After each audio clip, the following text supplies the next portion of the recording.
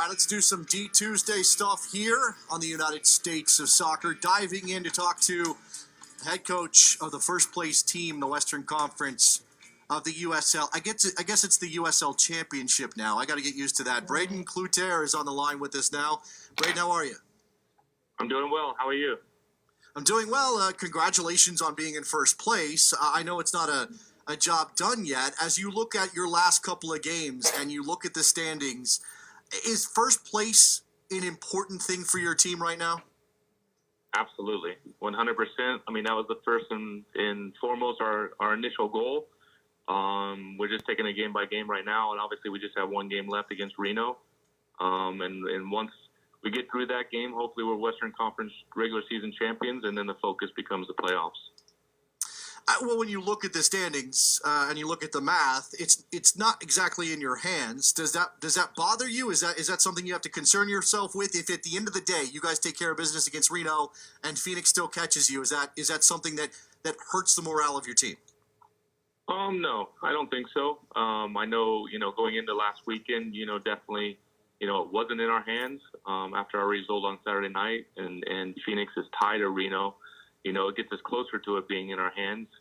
We just got to take care of our business, and hopefully, when they do if Phoenix wins both of their games, then it becomes a tiebreaker with goal differential or goals for, and hopefully we fall on top of that. But, our focus right now is just hitting the 3 points against Reno. Now, Braeden, this is your first year as a head coach, if I'm not mistaken about that, and you took over in the winter. What's the difference between 2017 and this team and 2018 with you in charge? I've been in the league now for 4 years as an assistant coach for the previous 3 years, and I've definitely seen the growth and the evolution of this league. But the difference, last year we had new ownership come in.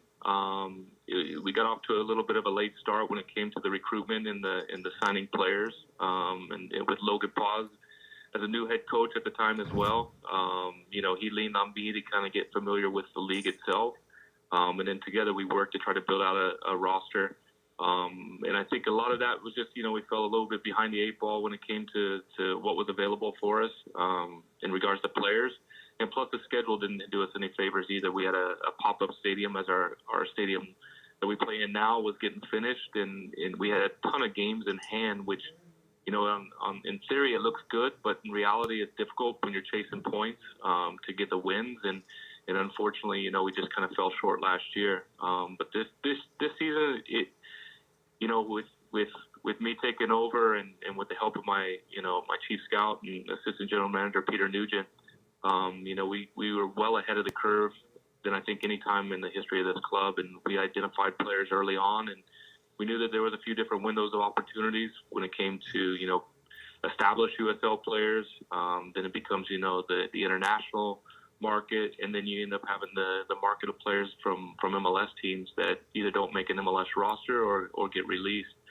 We were well ahead of the curve, so, we had a good idea of who we wanted to bring in, and we built out from there. Now, this is a team that's gone through a couple of different identities in recent years, and you mentioned the new ownership. How much of a difference is it? I mean, for a guy that's been around professional soccer in the United States for a long time, how important is it to have somebody who says, okay, we're actually going to make a go of this, we're going to spend some money, we're going to use our resources, we're going to recruit aggressively? How important is that? No, it's extremely important. And to know that you have the backing of the ownership group and the support of them, it's tremendous. And, for us, the first and foremost, I think last year when we took over was creating an identity, a philosophy, a style of play that we wanted to play. And within that, having the profiles of the type of players we wanted to bring in and within the positions that we wanted to fill, we were, well ahead of ourselves than we'd ever been before. We're still, when you talk about resources, we now have our stadium. We have a training facility. We have, before we didn't even have locker rooms for the players to change it before practice, and players were taking their gear home to wash it themselves. Where now we have that infrastructure in place, and those little things go a long ways.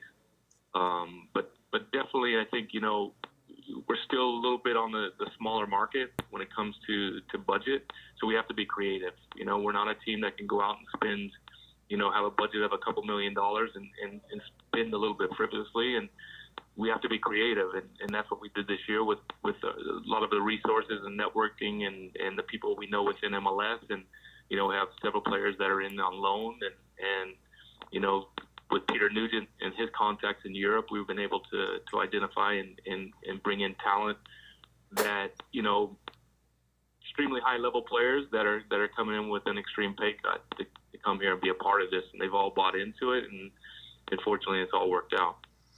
We're talking to Braeden Cloutier, the head coach of Orange County in the USL, Orange County Soccer Club in first place in the Western Conference. And Braeden, the process of becoming a head coach and getting to this point, just talk a little bit about that. I mean, what you learned, obviously, as a pro and then moving into the assistant ranks that you take here, and what's completely different that you had no idea you were going to have to deal with as a head coach.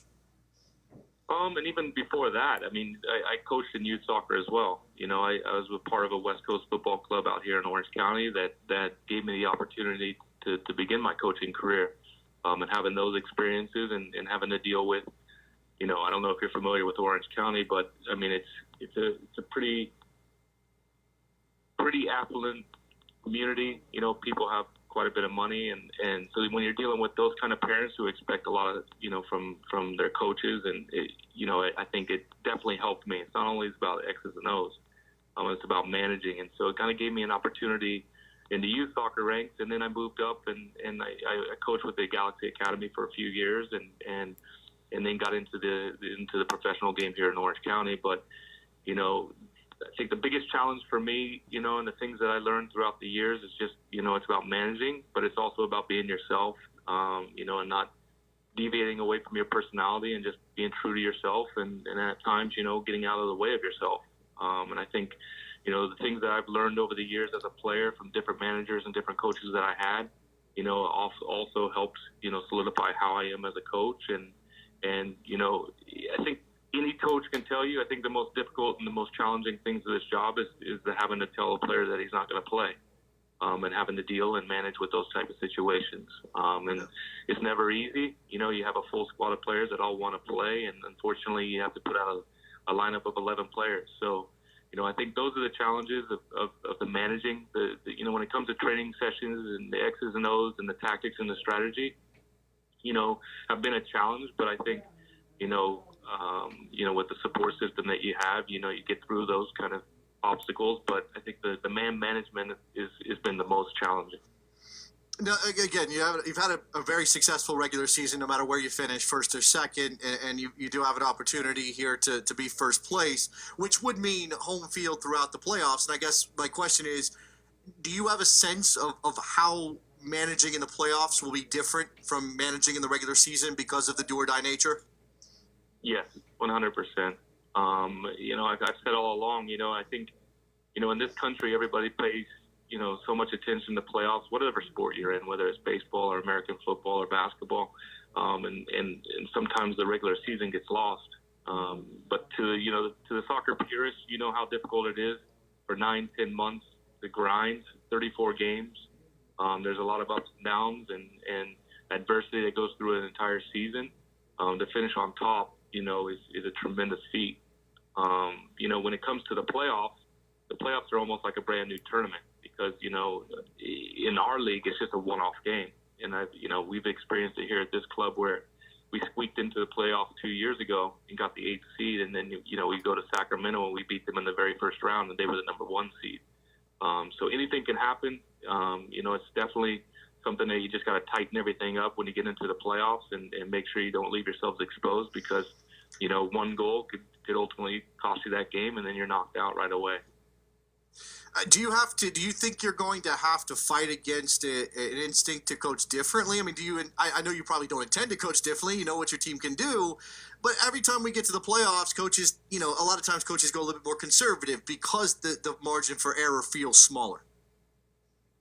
Yeah, I mean, the good thing for us is I think that we, whether we were on the road or at home, we never deviated from what we wanted to do and what we wanted to accomplish. And I think that's what carried us the momentum in these last couple months to get to where we're at in the regular season. So, I know my players and I know how hungry they are and how much this means to them that the last thing I want to do is sit back deep and become a counterattacking team.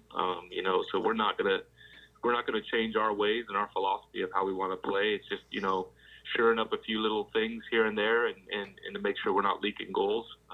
We've given up a first goal here in the last month or two. It seems like almost every game, and we're having to come from behind. But I would rather get the first goal and have to defend a lead. But no, we're not changing our philosophy and our identity at all going into the playoffs. Talking to Coach Braeden Cloutier of Orange County SC heading into the playoffs after one more regular season game, trying to hold on to first place in the Western Conference. Excellent regular season. And Braeden, I like to give coaches the opportunity to talk up the players, the guys that have done the work for them all year long. Obviously, you've got the league's second leading goal scorer in Thomas Voldison, and you have one of the most prolific passers in the league in Quinn. Where else? Where else are the guys that are doing the work that are helping Orange County be successful in 2018? I mean, the main thing is the beginning is that, we wanted really good character guys. We wanted guys that were about the team and about working hard, and did everything in an honest way. And so for us, right away we signed Christian Duke, who has had a lot of success in Kansas City with Swope Park. He's been to a couple finals, so he knows what it takes, ultimately to get to a championship situation. Aiden Quinn was the next one. Who I knew from previous. I knew him since he was a little boy, because his father coached me. But bringing in those type of players and having everybody buy in, we had the opportunity with Thomas Voltson, then we bring in Mike Seaton. Richard Chaplow's been here for the last few years. And then over the course of the season, adding players like Kevin Alston, who's got a tremendous resume from the MLS, Jos Hoijveld, who has played in the Dutch Eredivisie and English Premier League. So little by little, we've built this out, but at the same time, not one of these players is bigger than the team. They've all bought into what we wanted to do. On the stat sheet, you see Thomas Bolton's goals, you see Aiden Quinn's assists, you see Michael Seaton's, contributions. But like you said, I mean, it's the guys that are in the trenches doing all the grunt work. Like I mentioned, the Christian Dukes, the Richard Chaplows, the Kevin Alstons, Jos Hoijveld, all those guys who have bought in and ultimately keep the locker room together and keep everybody focused is what's ultimately gotten us to where we are now. You said a name there that I want to highlight just briefly because I do believe he's hanging it up at the end of the year, and that's Richard Chaplow. Can you just talk a little bit about what you mentioned him there, but I'm just curious, his career in retrospect, him playing in Orange County for you, and obviously trying to win a championship as he goes out as a player. Yeah, I mean, obviously Richard's resume speaks for itself. I mean, he's played at the highest level in England, and he's had a tremendous career. He came over here, and 2 years ago, in the middle of a season, basically gave us that extra push to get us into the playoffs at that time. But the unfortunate thing, and as father time comes, ultimately your body starts to break down a bit. And last year he had several injuries that kept him off the field, and I know it was frustrating for him. So even going into this season, I sat down with Richard and just said, look, I said, do what you have to do. We can manage your load this season to keep you as fresh as possible. He worked tremendously hard in the off season, probably harder than he's ever worked, to get himself to a level where he felt like he can contribute. And through the season we've managed it, and he's had a very, very good season.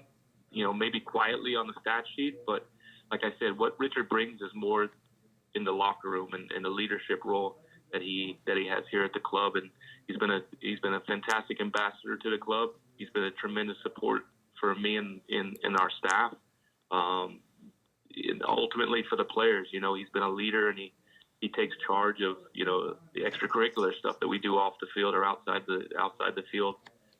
He's a fantastic individual. Obviously, he's had a fantastic career, but I mean, he's an exceptional person off the field, and he's bought in to everything that we're doing here. And even though he's played at the highest level, and maybe this is a little bit a step backwards for him, he's embraced it. And he's come in and he's worked hard every single day. Braeden Cloutier, the head coach of Orange County SC, heading into their final game against Reno. Best of luck in that game and for the playoffs, Coach. Thanks a lot for the time. No, I really appreciate it. Thank you, guys. Goes Braeden Cloutier on a D Tuesday.